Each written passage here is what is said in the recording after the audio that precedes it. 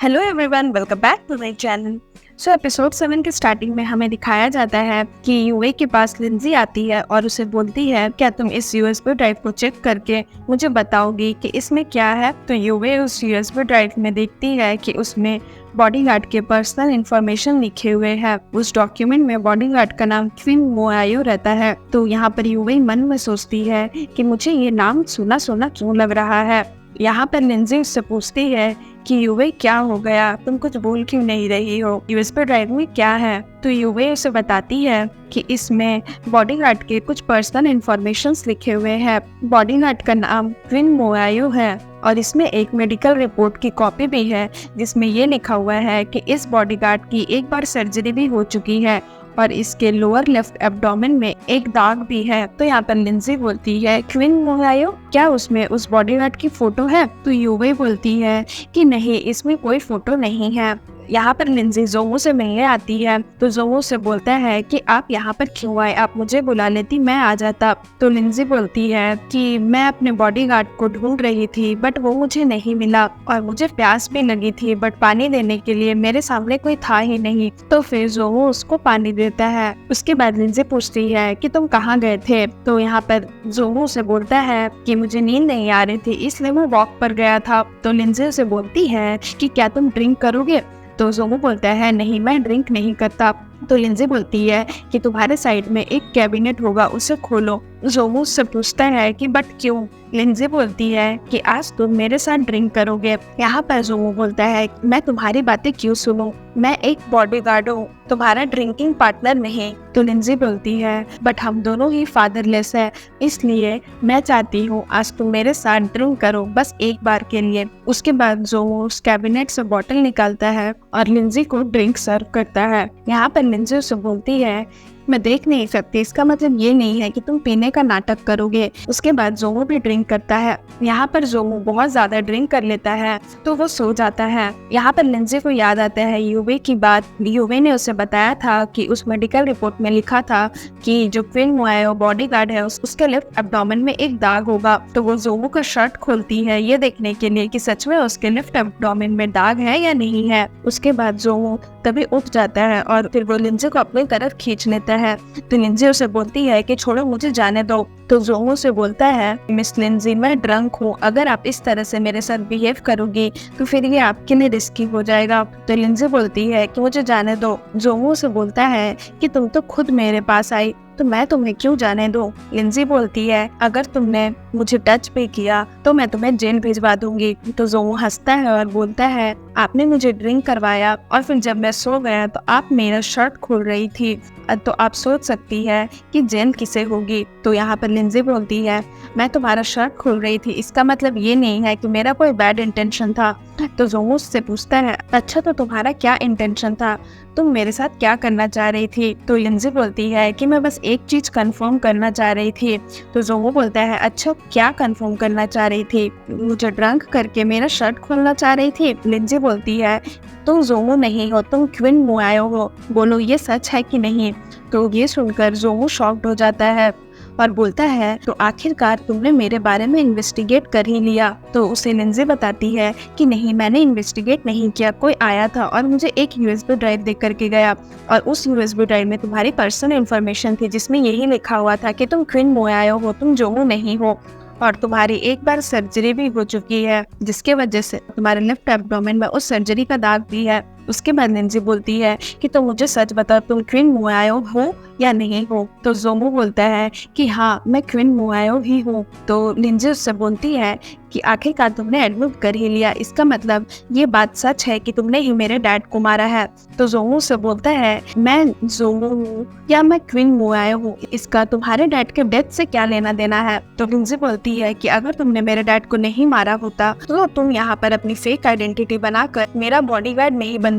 Jomo उससे बोलता है कि लिंजी, मैं सच कह रहा हूँ, मेरा तुम्हारे डैड के डेथ से कोई भी लेना देना नहीं है और मैं अपना जो जोमो नेम यूज कर रहा हूँ ये मेरा कुछ पर्सनल रीजन है और वो मुझे तुम्हें एक्सप्लेन करने की कोई जरूरत नहीं है। उसके बाद जोंगू उससे बोलता है, एटलीस्ट मैंने इतने दिनों से तुम्हें एक बार भी हार्म पहुंचाने की कोशिश नहीं की है। अगर मेरा इंटेंशन गलत रहता तो अगर तुम चाहो तो मुझे अभी के अभी इस जॉब से निकाल सकती हो, बट मुझे लगता है कि तुम्हारे आसपास जो लोग हैं तुम्हें उनके बारे में ज्यादा सोचना चाहिए कि वो लोग बिलीव करने के लायक है या नहीं। तो यहाँ पर लिंजी बोलती है, मेरे आसपास जो भी लोग हैं वो लोग सब अच्छे हैं, उन लोगों ने मेरे साथ कभी कुछ गलत नहीं किया है, बोलो मुझे। बट जोंगू वहाँ से चला गया रहता है। उसके बाद यहाँ पर जोंगू अपने दोस्त के पास आता है और उसे मारने लगता है और बोलता है कि तुमने मेरे आइडेंटिटी को एक्सपोज क्यों किया, तुम करना क्या चाहते थे। तो जोंगू का फ्रेंड जो रियल जोंगू रहता है वो बोलता है कि हाँ, मैंने आइडेंटिटी तुम्हारी एक्सपोज की,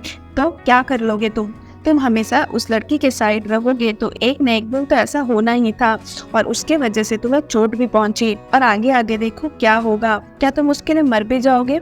तुम उसका ट्रस्ट हासिल करने की कोशिश कर रहे हो, क्या तुम्हारे पास और कोई आइडिया नहीं है रिवेंज लेने का? तो जोंगू उससे बोलता है कि मैं जो भी करने का कोशिश कर रहा हूँ वह मेरा पर्सनल मैटर है, इससे तुम्हें क्या लेना देना। तो जो उसका फ्रेंड रहता है वो बोलता है, क्वीन देखो, मैं एक बात बोलना चाहता हूँ, मैं कभी भी तुम्हारे पर्सनल मैटर में इंटरफेयर नहीं करता, बट तुम्हारे पापा ने बचपन से ही मुझे अपने बेटे की तरह पाल पोस कर बड़ा किया है, मैं उन्हें इस तरह से दुखी नहीं देख सकता और उन्होंने मेरे ऊपर ट्रस्ट किया था। मरने से पहले ही उन्होंने मुझे बोल दिया था कि अगर मेरा बेटा मतलब कि तुम अगर बदला लेने का सोचोगे तो मुझे तुम्हारा साथ देना है और बदले की भावना में कहीं तो अपने आप को ना खो दो, इसका भी मुझे ध्यान रखना है।